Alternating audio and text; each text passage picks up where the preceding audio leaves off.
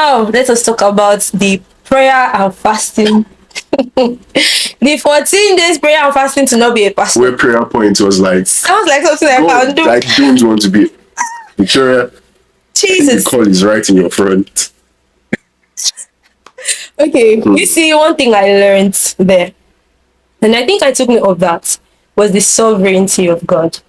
You know, there are times that God requires your input, and there are times He doesn't. Like, I mean, prayer should bring answers. And he prayed. They fasted. It was even prayer of agreement, which if two should agree as touching anything. But there are times when God looks over all that and He will do what He wants to do. When God has a plan to fulfill.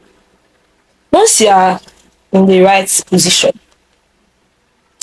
you know how they say He doesn't even call the qualified. So maybe that's why Daddy ENOCH felt reluctant, like, that pastor work, like it's for some people. It is not for some people, my dear. It is for you. And it is for you. And then it's for you. It's for everyone. Because there is a position that you are to fill. There is a place, like the master that told his servant, occupy till I come. There is a place that you should fill. And until you are there, things might they may look like they're not working. And then something I noticed there was God's call. While it may not come with a lot of external fights, it comes with a lot of internal battles, which we saw that the Adeboye fighting to the point of praying and fasting. Because I feel like the battleground of the mind, like Jeremiah wrote, is where you win the hardest battles. It's where you fight the most dangerous battles, understanding fully well that that man that is fighting those things in his head, his instructions will soon become law for some people. And so if God is dealing with a man that has not come to a place of total dependence and reliance on Him, even for your own seemingly little decisions, you will ruin people's lives. You would lead people astray. God has to work with a man that has finished fighting the battles inside. And that's where the strongest battles are. That's where the battles of temptation, the battles of consecration, that's where we fight them.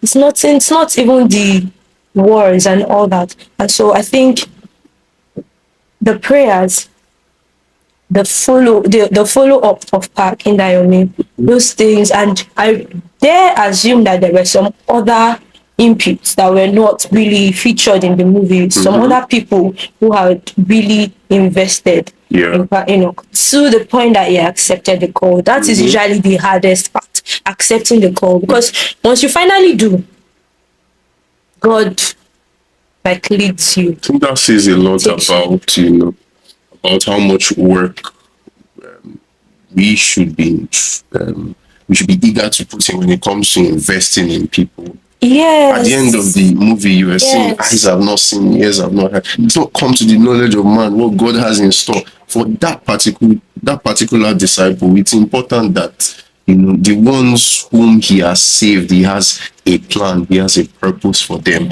If we are privileged and we are in a position to invest, in terms of spiritual impartations on these ones, like Parking Dayomi did at the Oklahoma Convention, we ensure that we do not resist.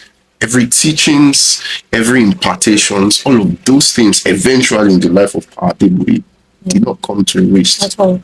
Not come to a waste. And then there is this part where they were talking about the call, accepting it, and Mommy Folu made a statement. She said, "We made this vow," and once again, you cannot overemphasize the importance of your partner on this journey. It was the way she accepted it. It's not. The call of God is a we duty. It made it a lot easier for Adeboye. Yeah, even though it's a personal call, the work has to come from both sides, because I imagine that there were hours of him praying, hours of him fasting, of him not being present, but she was ready.